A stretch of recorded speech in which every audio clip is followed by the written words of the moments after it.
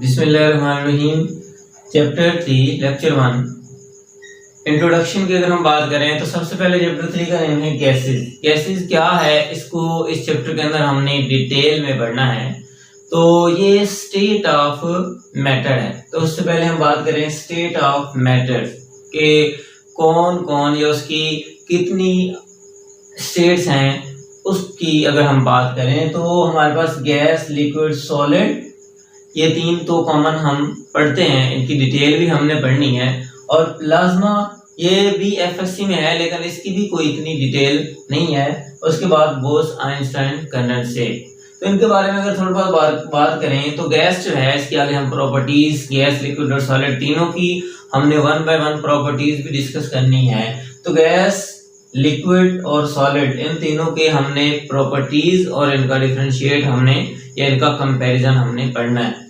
तो उसके बाद इन दोनों की अगर हम बात करें थोड़ा बहुत कि प्लाज्मा क्या होता है और बोस, आइंस्टाइन, कंडेंसेट क्या होते हैं, तो प्लाज्मा की अगर हम बात करें तो प्लाज्मा हमारे पास एक चार्ज पार्टिकल यानी कि गैस को जब हीट करते हैं तो उसके जो उनके अंदर जो आइज होते हैं उनको मींस के आप जब हीट करेंगे, फॉर एग्जांपल इसी वो एफएससी बुक के अंदर हाइड्रोजन गैस है, उसको जब हीट करेंगे तो हीट करने के बाद वो एटॉमिक फॉर्म के बाद वो आयनाइज मींस कि उसके अंदर एटम्स भी होंगे, न्यूट्रल एटम भी होंगे और उसके साथ उसके चार्ज भी होंगे। दूसरी बात यहाँ पे प्लाज्मा के कि ये अर्थ में इतनी कॉमन नहीं है, लेकिन यूनिवर्स के अंदर ये बहुत कॉमन है कि जेफरसन लेबोरेटरी के मुताबिक जो हमारे पास स्टार होते हैं यानी कि वो super heated ball of plasma. ये था थोड़ा सा इंट्रोडक्शन प्लाज्मा। इसके बाद है बोस, आइंस्टाइन, कंडेंसेट।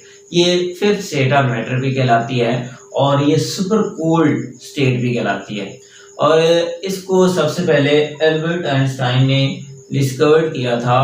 और बोस इसको इस वजह से कहते हैं कि बोस नाथ यानी कि सबसे पहले जो इसका पेपर जिसने रिटन किया था उस बेस के इसको बोस, आइंस्टाइन के इसको जब बहुत हाईली लो डेंसिटी के ऊपर कूल किया जाए, ठंडा किया जाता है, तो उनके मॉलिक्यूल जो होते हैं वो बिल्कुल उनके दरमियान जो काइनेटिक एनर्जी ट्रांसफर हो रही होती है वो स्टॉप हो जाती है।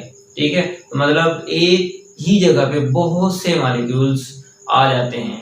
तो ये इस तरह की जो कंडीशन है उसको हम बोलते हैं बोस, आइंस्टाइन, कंडेंसेट। तो ये था स्मॉल सा आपके पास इंट्रोडक्शन के स्टेट्स ऑफ मैटर क्या होते हैं। अब हम बात करेंगे गैस, लिक्विड और सॉलिड की। तो ऐसा कौन सा पैरामीटर है जिसकी बेस पे हम इन स्टेट को डिफरेंशिएट कर सकते हैं?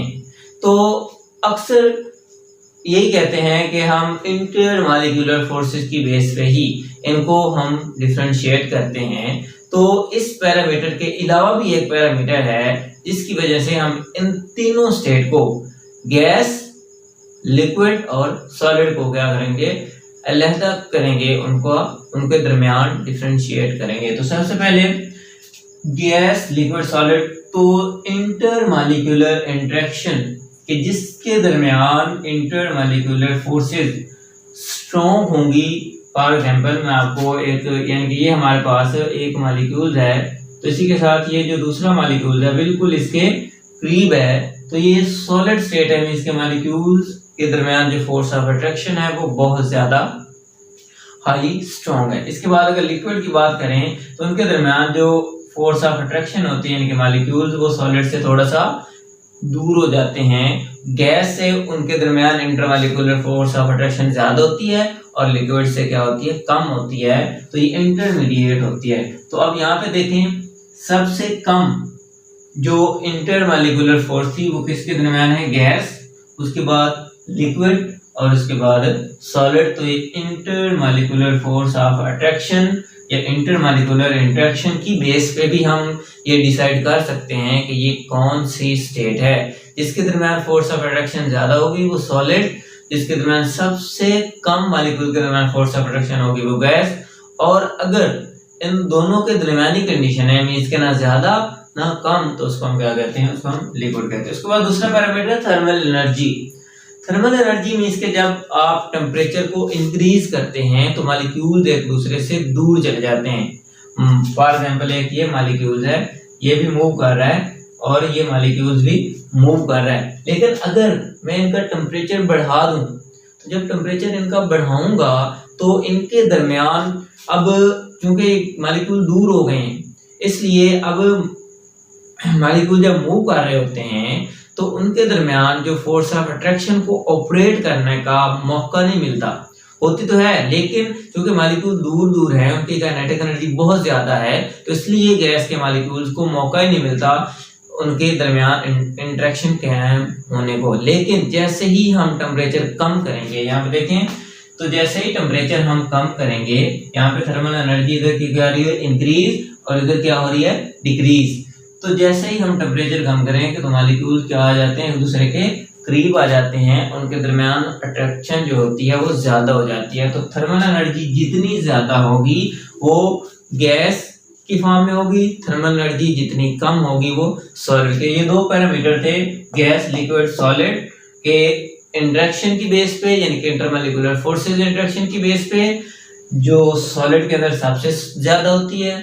और अगर हम थर्मल एनर्जी की बात करें तो वो गैस के अंदर सबसे ज्यादा होती है। उसके बाद एमसीक्यूज के लिए कीप इन माइंड ऑलवेज कि जो सिंपलेस्ट फॉर्म मैटर की है वो कौन सी है, वो गैसियस स्टेट है।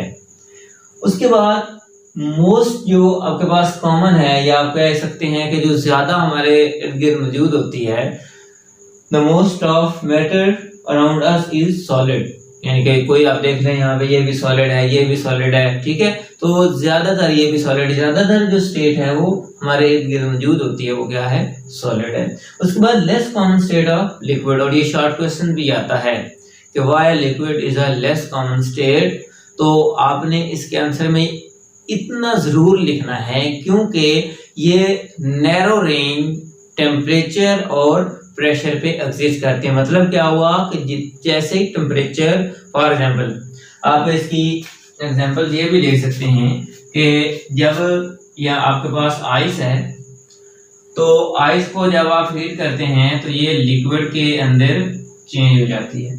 जब मजीद आप इसको हीट करेंगे तो ये वाटर वेपर्स के अंदर चेंज हो जाएगी। तो इससे ये आइडिया हो रहा है कि जैसे जैसे मींस के ये जो लिक्विड है ये बहुत ही नैरो रेंज, थोड़ा सा टेम्परेचर चेंज करेंगे, अगर टेम्परेचर बढ़ाएंगे वेपर्स में, अगर टेम्परेचर कम करेंगे तो ये सॉलिड में आ जाएगी। तो ये नैरो रेंज की बेस एग्जिस्ट करती है टेम्परेचर और प्रेशर पे, इसलिए ये बहुत ही कम कॉमन है, इसलिए आप कह सकते हैं कि liquid is a less common than other state of matter. तो ये जो हमारे पास नेक्स्ट है टू टाइप्स ऑफ टेंडेंसी के, जो गैस, लिक्विड और सॉलिड के दरमियान, उनके दरमियान ये टू टाइप्स की टेंडेंसी। एक होता है उनकी म्यूचुअल अट्रैक्शन मॉलिक्यूल के दरमियान, दूसरा है एस्केपिंग टेंडेंसी, मींस के एस्केप होने की जो टेंडेंसी है। इस बेस पे भी हम डिसाइड कर सकते हैं। देखें, अगर म्यूचुअल अट्रैक्शन कम होगी, एस्केपिंग टेंडेंसी ज्यादा होगी, तो वो मॉलिक्यूल्स या वो स्टेट कौन सी होगी, वो गैसियस स्टेट होगी। दूसरा, अगर म्यूचुअल अट्रैक्शन और एस्केपिंग टेंडेंसी इक्वल है, यानी कि ना ज्यादा है ना ही कम है, तो वो लिक्विड स्टेट। लेकिन अगर म्यूचुअल अट्रैक्शन ज्यादा होगी एस्केपिंग टेंडेंसी से, तो वो सॉलिड स्टेट। तो इस बेस पे हम ये पैरामीटर्स हैं जिसकी बेस पे हम गैस, लिक्विड और सॉलिड को आपस में क्या कर सकते हैं, डिफरेंशिएट कर सकते हैं। अब गैस का जो चैप्टर है उसके अंदर हमने गैस, लिक्विड और सॉलिड इन तीनों का जो कंपैरिजन है वो करते हैं कि किस तरह गैस, लिक्विड और सॉलिड आपस में एक दूसरे से रिलेट करते हैं, या कौन कौन से उनके अंदर चीजें उनको डिफरेंशिएट करती हैं। तो प्रॉपर्टीज की अगर हम बात करें गैस, लिक्विड और सॉलिड की, तो उसके अंदर जो पहली प्रॉपर्टीज की बात करें, शेप एंड वॉल्यूम, के मॉलिक्यूल जो गैस के होते हैं या लिक्विड के होते हैं या सॉलिड के होते हैं, तो इन तीनों में जो स्टेट ऑफ मैटर, तीनों में से किसके मॉलिक्यूल्स आपस में अरेंज होते हैं और किसके मॉलिक्यूल्स की जो शेप होती है वो फिक्स नहीं होती। तो गैस के मॉलिक्यूल्स का अगर हम बात करें तो इनकी शेप और इनका जो वॉल्यूम होता है वो फिक्स नहीं होता, और ना ही इनकी शेप फिक्स होती है। लेकिन लिक्विड के अंदर जो शेप होती है वो फिक्स नहीं होती, लेकिन इनका जो वॉल्यूम होता है वो फिक्स होता है। इसके 1 लीटर है, 2 लीटर है, कि उनका जो वॉल्यूम है, फॉर एग्जांपल यहाँ पे अगर हमने 1 लीटर ऑयल या कोई भी चीज ली है या वाटर लिया है, तो इसको हम किसी और इनके शेप के कंटेनर में रखेंगे तो वॉल्यूम फिक्स रहेगा, शेप जो है वो फिक्स नहीं रहेगी। सॉलिड जो है इनकी शेप और वॉल्यूम दोनों फिक्स होते हैं, यानी कि ये एक शेप है, इसी तरह ये फिक्स ही रहेगी। तो ये क्यूब है, ये एक सिलेंडर है, तो इन दोनों की जो शेप है वो फिक्स रहेगी, वॉल्यूम भी इनका फिक्स रहता है। इसके बाद दूसरी प्रॉपर्टीज है कि एम्प्टी स्पेसेस, यानी कि किन मॉलिक्यूल के दरमियान एम्प्टी स्पेसेस कम है और किन के दरमियान ज्यादा है। तो गैस के दरमियान जो एम्प्टी स्पेसेस होती हैं वो बहुत ज्यादा होती हैं। लिक्विड में क्या होते हैं, मॉलिक्यूल्स करीब होते हैं, लेकिन सॉलिड से क्या होते हैं, वो दूर होते हैं, यानी कि ये इंटरमीडिएट है। अब ये कंपैरिजन है कि ये गैस के मॉलिक्यूल्स हैं, बहुत ज्यादा एक दूसरे से अलग-अलग दूर हैं, और ये लिक्विड के हैं और ये सॉलिड के हैं। यहाँ पे देखिए सॉलिड के molecules very close to each other. तीसरी चीज है इंटरमॉलिक्यूलर अट्रैक्शन के मॉलिक्यूल्स की फोर्सेज। ये हमने इससे पहले इंट्रोडक्शन में भी बात की है कि इंटरमॉलिक्यूलर अट्रैक्शन किस तरह इन तीनों को डिफरेंशिएट करते हैं। तो इनके दरमियान नो फोर्स ऑफ अट्रैक्शन, इनके दरमियान वीक अट्रैक्शन होती है और इनके दरमियान स्ट्रॉन्गेस्ट अट्रैक्शन होती है। उसके बाद काइनेटिक एनर्जी, थर्मल एनर्जी को भी, जिसको हमने कहा था थर्मल एनर्जी या काइनेटिक एनर्जी। तो गैस में मैक्सिमम काइनेटिक एनर्जी, लिक्विड में इंटरमीडिएट और सॉलिड में मिनिमम काइनेटिक एनर्जी होती है। उसके बाद रेट ऑफ डिफ्यूजन, मींस के डिफ्यूज हो जाना, मींस का higher concentration to lower concentration, और डिफ्यूजन इसी चैप्टर के मिड में हम इनको पढ़ेंगे विद एग्जांपल्स। तो मैक्सिमम रेट ऑफ डिफ्यूजन होता है, लेकिन यहाँ पे अगर हम बात करें लिक्विड की तो ये डिफ्यूज होते हैं लेकिन गैस से कम। जैसे कि इंक जो है उसको अगर हम वाटर में क्या करें, कोई एक ड्रॉप इंक का डालेंगे तो वो डिफ्यूज हो जाएगा, लेकिन गैस के मॉलिक्यूल क्या होते हैं उनका रेट ऑफ डिफ्यूजन बहुत ज्यादा होता है और सॉलिड में कोई डिफ्यूजन नहीं होती। उसके बाद Joule Thomson effect. Joule Thomson effect क्या होता है कि जब आप गैस को कंप्रेस करें, कंप्रेस करने के बाद उसको सडन एक्सपैंड करें तो उनके दरमियान कूलिंग, यानी कि मॉलिक्यूल के दरमियान कूलिंग प्रोड्यूस होती है और इसको हम कहते हैं Joule Thomson effect. Joule Thomson effect में कूलिंग क्यों आती है, क्योंकि जब मॉलिक्यूल्स को करीब लाया गया तो उनके दरमियान फोर्स ऑफ अट्रैक्शन आ गई। अब इन मॉलिक्यूल्स को क्या करना, एक्सपैंड किया, तो इन मॉलिक्यूल के दरमियान जो अट्रैक्शन थी, यानी कि मॉलिक्यूल्स ने अपनी ही एनर्जी यूज की और ये अट्रैक्शन को ओवरकम किया, जिसकी वजह से कूलिंग प्रोड्यूस हुई। तो ये है Joule Thomson effect. Sudden expansion of gases cause cooling is called Joule Thomson effect, और ये गैस के अंदर मैक्सिमम होता है, यानी कि applicable only on gas but no present in liquid and solid. इधर भी एब्सेंट होता है और सॉलिड में भी एब्सेंट होता है। उसके बाद है इफियन। इफियन मींस के वन, आप इफियन की अगर बात करें, जैसे कि मतलब टायर में से हवा का निकलना, कि एक मॉलिक्यूल्स का वन बाय वन एस्केप होना, उसको हम क्या कहते हैं, इफियन कहते हैं।